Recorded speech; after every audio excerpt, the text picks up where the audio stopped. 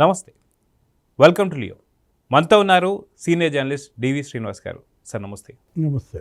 నారా లోకేష్ ఎక్కడైతే ఓడిపోయాడో అక్కడే గెలుపుని సాధించుకొని అక్కడి నుంచే తను వర్కింగ్ ప్రెసిడెంట్గా కూడా ఈరోజు ఉన్నారు. వాస్తవానికి మంగళగిరిలో ఓటమి చెందిన తర్వాత నిజంగా రాష్ట్రంలో ఎక్కడి నుంచైనా పోటీ చేసేటువంటి సత్తా ఉన్నా సరే లేదు, మంగళగిరి నుంచే నేను పోటీ చేయాలని చెప్పి దాదాపు 91,000 మెజారిటీతో ఆయన గెలవడం మనం చూసాం. వర్కింగ్ ప్రెసిడెంట్ అని చెప్పేసి 2025 మహానాడు దగ్గర తీర్మానం చేస్తున్నా సరే ఆనాడు వద్దు అని చెప్పేసి అనుకున్నటువంటి ఒక నారా లోకేష్ గారు ఈరోజు నిజంగా వర్కింగ్ ప్రెసిడెంట్ కావడం, గతంలో తాత ఇప్పుడు నాన్నగారు వీరిద్దరిని కూడా దాటుకొని తగ్గేదేలే అంటున్న లోకేష్ గారిని చూస్తే ఎలా అనిపిస్తుంది సార్? రేపు మహానాడుకు ముందు వర్కింగ్ ప్రెసిడెంట్గా లోకేష్ నియామకం, అది పెద్ద బాధ్యత, అంతకు మించిన బరువు. ఇప్పుడు ఒక సామాన్య కార్యకర్తగా పార్టీలో అతని ఆరంభం, పార్టీ అధ్యక్షుడి కొడుకుగానో లేకపోతే ముఖ్యమంత్రి కొడుకుగానో కాకుండా అంచెలంచెలుగా ఆయన ఎదిగిన విధానం, ప్రజల్లో మెప్పు పొందిన తర్వాతే పార్టీ అధినేత మెప్పు. మంగళగిరిలో ఓడిపోయినప్పుడు ఇవ్వలే ఈ పదవి, మంగళగిరిలో గెలిచిన తర్వాత ఇప్పుడు ఈ పార్టీ అధినేత మెప్పు అంటున్నాను. అంటే ఒక సందేశం, ఏది ప్రజలు ఆదరిస్తేనే పార్టీ ఆదరిస్తుంది. ఆ రోజు 5,000 ఓట్లతో ఓడిపోయాడు, మీరే చెప్పారు. మంగళగిరిలో ఎట్లా ఓడిపోయిన ఆ నియోజకవర్గాన్ని ఏ విధంగా నర్చర్ చేశాడు. ఇంకో 0 పక్కన పెట్టాలి, 50,000 మెజార్టీతో నన్ను గెలిపించాలంటూ అన్ని వర్గాల ప్రజలతో అతను మమేకమైన విధానం. అక్కడ గోల్డ్ స్మిత్స్, అక్కడ చేనేత, అసలు 40 ఏళ్లుగా అసలు అక్కడ పార్టీ గెలవలేదు, ఎప్పుడో ఒక్కసారే ఏమో గెలిచింది. అలాంటి నియోజకవర్గాన్ని అతను ఎంపిక చేసుకోవటం, ఎప్పుడూ గెలవని తెలుగుదేశం గెలవాలంటూ అతను మరి 90,000 మెజార్టీతో గెలిచాడు. అంటే నేను అంటోంది అదే, ప్రజల మెప్పు పొందిన తర్వాతే పార్టీ అధినేత మెప్పు అంటున్నాను అనమాట. ఈరోజు ముఖ్యమంత్రి చంద్రబాబు ఆయన ప్రసంగం కూడా మనం విన్నాం. ఏమన్నారు? నాకు సన్నిహితుడైన, నా ఫ్రెండ్ అయినా, నా కుటుంబ సభ్యుడైనా నేను ఒకటే చెప్తున్నా, వేదిక మీద ఉన్న వాళ్ళకి చెప్తున్నా, వేదిక ముందున్న వాళ్ళకి చెప్తున్నా, ఏదన్నా ఉంటే నా ఇంటికి పిలిచి కప్పు కాఫీ ఇస్తా, కానీ పదవి మాత్రం ఇవ్వను. పని చేసినాడికే దండ, కష్టపడి పని చేస్తేనే పదవి అంటూ సీరియస్ వార్నింగ్ కూడా ఇచ్చారు. ఏమని? కొంతమంది నా పర్మిషన్ లేకుండా ఎట్లా ఇస్తారు ప్రమోషను అని ఎవరికి వాళ్ళ నియోజకవర్గాల్లో కొంతమంది ఎమ్మెల్యేలో ఇన్ఛార్జ్లో అనుకుంటున్న మాటలు నా దృష్టికి కూడా వచ్చాయి. నేను పదవి ఇవ్వాలంటే మీ పర్మిషన్ అవసరమా? పదవి పొందాలంటే పనే పర్మిషన్ ఇస్తుంది, ఇక్కడ ఉన్నటువంటి ఇన్ఛార్జీలు కాదు, ఎమ్మెల్యేలు కాదంటూ మనం చూసాం. తెలుగుదేశం 3.0 ఇప్పుడు ఈరోజు 252 మందితో ప్రమాణ స్వీకారం, మనం బాధ్యతలు చేపట్టడం. ఇప్పుడు 3.0 అంటే 3 తరాలు, అటు ఎన్టీఆర్ మీరు అన్నట్టుగా, చంద్రబాబు 2 కళ్ళుగా ఇన్నాళ్ళు పార్టీని నడిపారు. ఇప్పుడు 3వ కన్ను, త్రినేత్రం అనేది అదే. ఈ కన్ను తెరిచిందంటే ఇక మంటే. అనవసరంగా కెలుక్కునే కదా జగన్మోహన్ రెడ్డి కాలబెట్టుకున్నాడు ఆ పార్టీని, అతన్ని. నా దృష్టిలో లోకేష్ ఒక వజ్రం. ఇండియన్ టీంలోకి ఫస్ట్ టైం వచ్చినప్పుడు పాకిస్తాన్ సిరీస్ అరంగేట్రం, అక్కడ ఒక స్పిన్నర్ మాంత్రికుడు అబ్దుల్ ఖాదిర్ అని ఉండేవాడు. అసలు అతను గుగ్లీ వేస్తే అసలు మనకు అర్థం కాదు, పిచ్చి కొట్టాడు, అసలు ఆకాశానికి ఎత్తేసాయి. అరంగేట్రంలోనే సచిన్ టెండూల్కర్, పత్రికలు, అప్పటి మీడియా, సునీల్ గవాస్కర్ ఏమన్నాడంటే అతను ఒక వజ్రం, సచిన్ టెండూల్కర్ అది ముఖమల్ క్లాత్లో ఉండాలి అంటూ ఆయన అప్పుడే అంతగా మీరు ఎత్తద్దు పైకి అంటూ, ఒదిగితేనే ఎదుగుతారంటూ. నేను అంటోంది అదే, లోకేష్ ఇవాళ వజ్రం అన్నది ఏంటంటే సానబట్టిన కొద్దీ ఇవాళ ప్రకాశిస్తుంది. బాగా సానబట్టాడు జగన్మోహన్ రెడ్డి. ఈ వజ్రాన్ని సానబెట్టింది వాళ్ళ నాన్న కాదు, చంద్రబాబు కాదు, ఈ వజ్రాన్ని సానబెట్టింది జగన్మోహన్ రెడ్డి అంటుంది. అందుకే ఆ రోజు యువగళం పాదయాత్ర అడుగడుగున ఆటంకాలు, అసలు అడుగు వేయనివ్వలేదు కదా. రాజ్యాంగం పట్టుకుని నడిచాడు, స్టేజ్ ఎక్కని లేదు, స్టూల్ ఎక్కి మాట్లాడాడు, సౌండ్ వెహికల్ సీజ్ చేశారు, మైకు లాక్కున్నారు, మైకు లేకుండా మాట్లాడాడు. అది కదా దమ్ము అంటే. ఇవాళ దమ్మున్న నాయకుడిగా అతను ప్రూవ్ చేసుకున్నటువంటి విధానం. యువగళం 3,132 కిలోమీటర్లు నడిచాడు, అంత భారం మోసినాడు. ఈ భారం ఏముంది, ఈ బాధ్యత ఏముందో ఎందుకు చెప్తున్నా. ఇది ఇవాళ వర్కింగ్ ప్రెసిడెంట్గా అతని నియామకం. సామాన్య కార్యకర్తగా 14 ఏళ్ల క్రితం అతని ప్రస్థానం ఈ పార్టీలో. ఆ రోజేంటి, కార్యకర్తల సంక్షేమ నిధానం ఏదో పెట్టాడు. ఇప్పుడు అది 150 కోట్లు అంట. ఆ రోజు లోకేష్ పెట్టిందే ఏది, ఈ కార్యకర్తల బీమా, ప్రమాద బీమా పథకం. ఏమన్నా ప్రమాదవశాత్తు చనిపోతే పార్టీ కార్యకర్త ఆ కుటుంబానికి 2 లక్షలు ఇచ్చేటట్టుగా ఇన్సూరెన్స్ స్కీమ్. తర్వాత అన్ని పార్టీలు దీన్ని కాపీ కొట్టాయి. ఇప్పుడు అది 5 లక్షలో ఏమో అయిందనమాట. అంటే కార్యకర్తే అధినేత అన్నాడు మొన్న మహానాడులో ఇచ్చిన స్లోగన్ ఏంటి, క్యాడర్ ఈజ్ ద బాస్ అన్నాడు. ఇవాళ అది కనపడిందా వేదిక మీద? ఇవాళ మీరు చూసే ఉంటారు, పొలిట్ బ్యూరోలో ఎవరో గంట్యాడ శ్రీదేవి, ఎవరో విజయనగరంలో ఒక మండల పార్టీ అధ్యక్షురాలు పొలిట్ బ్యూరో మెంబర్ అయి కూర్చుంది. అంటే పొలిట్ బ్యూరో అంటే ఇక అదే టాప్, అత్యున్నత నిర్ణాయక మండలి అంటారు దాన్ని. అంటే పాలసీ డెసిషన్స్ మేకింగ్లో వాళ్ళే ఏది అసలు మరి అంత కీలకమైన పోస్ట్. అతను ఎవరో ధనుంజయ్ అంట, తెలుసా నీకు?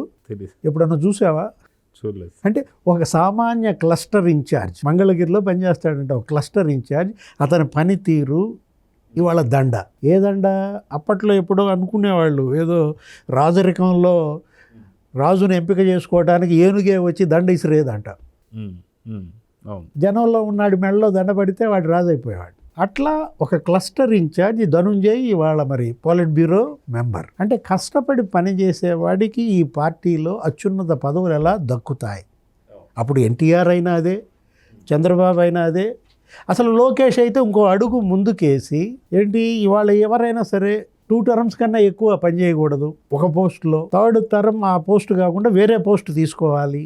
నేను కూడా ఇప్పుడు ప్రధాన కార్యదర్శి పదవి ఇప్పుడు 2-3 సార్లుగా చేస్తున్నాను, నేను నెక్స్ట్ టైంకి ఇది తీసుకోను, నాకు ఈ పదవి వద్దు అంటే సాక్రిఫైస్. ఇప్పుడు అందుకే ఇప్పుడు వర్కింగ్ ప్రెసిడెంట్గా నియమించిన తీరు అంటే 44 ఏళ్ళు.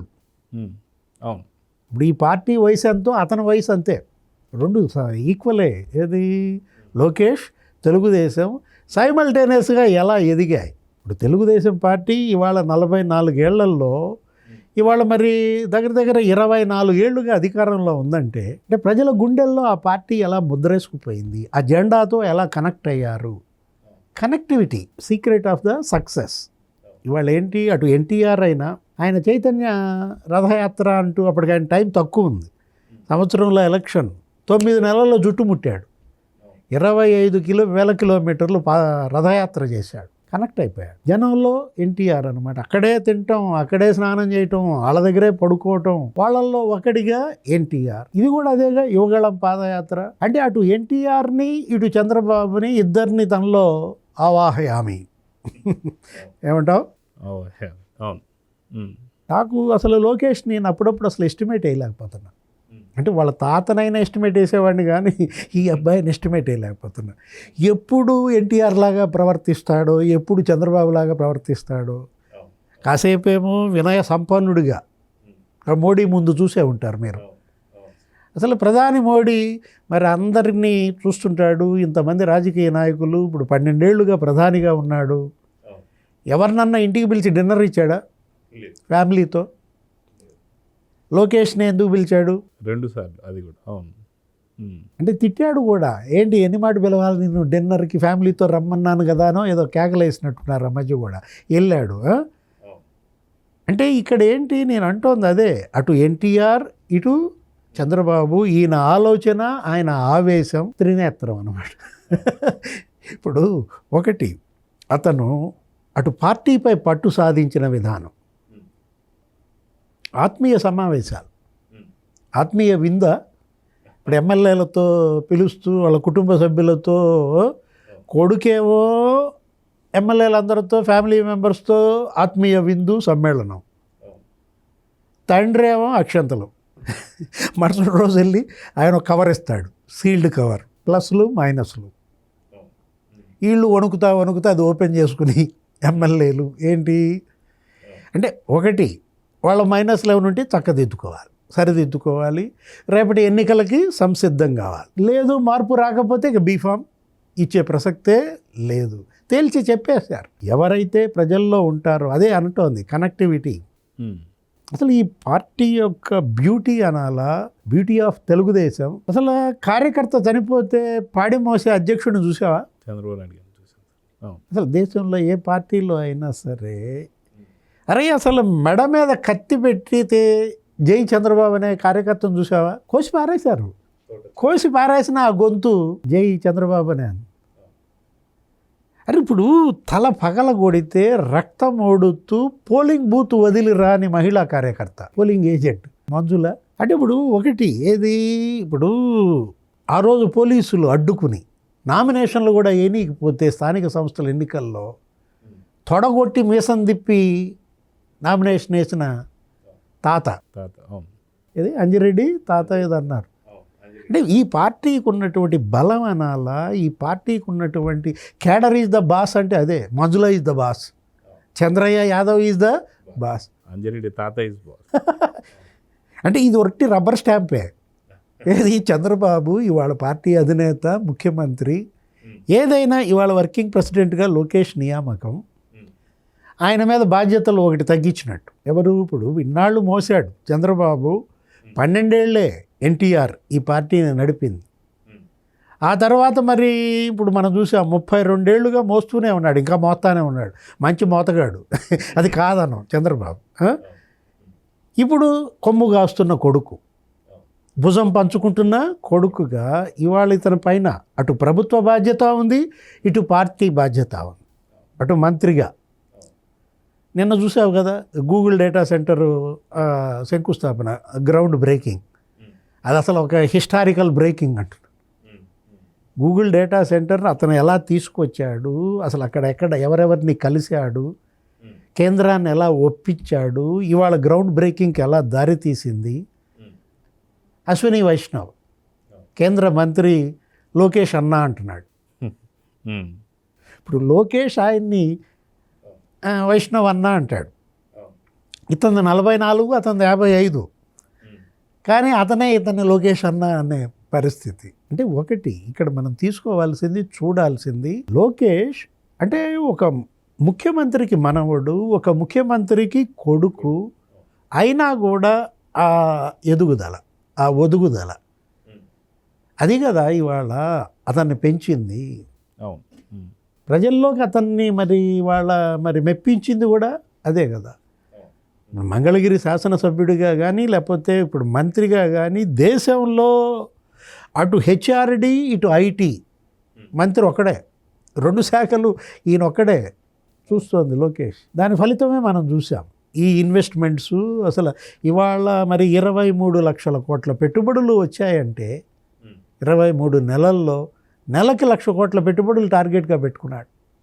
అసలు ఏదైనా అంతే, ఒక టైం బౌండ్ ప్రోగ్రామ్. ఇప్పుడు టీసీఎస్ 12 నెలల్లో తేవాలనుకున్నాడంట, 1 నెల ఆలస్యమైందంట, చాలా ఫీల్ అయ్యాడు. 13 నెలలని టీసీఎస్ అది ఎలా జరిగిందని కాగ్నిజెంట్లో 1 నెల తగ్గించి పారేశాడు. అంటే 11 నెలల్లోనే తెచ్చాడు. ఇప్పుడు ఈ గూగుల్ డేటా సెంటర్ 8 నెలల్లో తెచ్చాడంట. నిన్న ముఖ్యమంత్రి చంద్రబాబు చెప్తున్నాడు. ఈ కోణంలో నాకు చంద్రబాబు కనపడతాడు లోకేష్లో.